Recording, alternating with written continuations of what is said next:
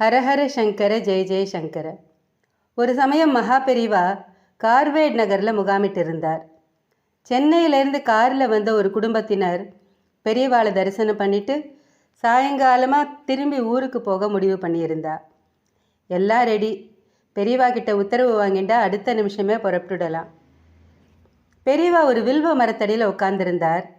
அந்த குடும்பத்தினர் நமஸ்காரம் பண்ணிவிட்டு பிரசாதத்துக்காக காத்துருந்தா. அவளுக்கு பெரியவா பிரசாதம் கொடுத்தார். அவள் எல்லாரும் காரை நோக்கி திரும்பினா. அந்த சமயம் பார்த்து விரல்களால் ஒரு சொடுக்கல். அந்த பக்தர் ஆசையாக திரும்பி வந்தார். கொஞ்சம் தூரத்தில் கருங்கல் ஜல்லி கொட்டப்பட்டிருந்தது. பெரியவா அதை காமிச்சு, இதில் கொஞ்சம் சாக்கில் கட்டி வீட்டுக்கு எடுத்துட்டு போனார். எல்லாருக்குமே திகைப்பு.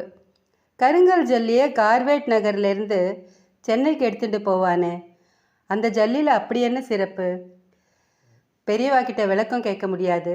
அதனால் உத்தரவுப்படி ஒரு சாக்கில் கொஞ்சம் ஜல்லியை மூட்டையாக கட்டி கார் டிக்கியில் வச்சுட்டு புறப்பட்டார் அந்த பக்தர்.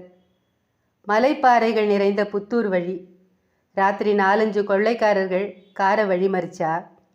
எல்லாரையும் கார்லேருந்து இறங்க சொல்லி உள்ளெல்லாம் அலசி பார்த்தா. ஒரு பெட்டி பைய கூட காணும். ஆத்திரத்தோட டிக்கியை நம்பி திறந்து பார்த்தா, மூட்டை டே இங்கே இருக்குடா கூவினா ஒருத்தன். மூட்டையை எடுக்கிறதுக்கு முயற்சி பண்ணினா இன்னொருத்தன். முடியல, கனமாக இருந்தது. எல்லோருமா சேர்ந்து மூட்டையை கீழே இறக்கி தள்ளிட்டு போ போ அப்படின்னு அந்த பக்தரை விரட்டி விட்டுட்டா.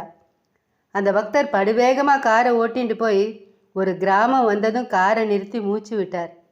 பயந்தே போயிட்டேன், நகை எல்லாத்தையும் கழட்டுன்னு சொல்லுவானுங்களோன்னு நடுநடுங்கி போயிட்டேன்னா அவரோட மனைவி. எல்லாரையும் கட்டி போடாமல் விட்டானே அப்படின்னா பையன். காரை நொறுக்காமல் விட்டானே மகள். இப்படியெல்லாம் எதுவும் நடக்காமல் நம்ம குடும்பத்தை காப்பாற்றினாரேங்கிற நன்றி உணர்வோட கார்வேட் நகர் இருந்த திசையை நோக்கி கும்பிட்டார் அந்த பக்தர். கனமான சாக்கு பையில் நிறைய பணம் இருக்குன்னு தப்பு கணக்கு போட்ட கொள்ளையர்கள் வேறு சாமானிய பொருள் எதையும் விரும்பாமல் விட்டுட்டா அப்படின்னு அனுமானிக்க முடிஞ்சுது. 2 நாள் கழித்து அந்த பக்தர் மட்டும் தனியாக தரிசனத்துக்கு வந்து நடந்த நிகழ்ச்சியை பெரியவா கிட்ட பரவசத்தோடு சொன்னார். சுவாமி தான் உன்னை காப்பாற்றிருக்கார் அப்படின்னார் பெரியவா. உண்மைதான், ஆனால் எந்த சுவாமி? அந்த பக்தருக்கு நன்னா புரிஞ்சுடுத்து.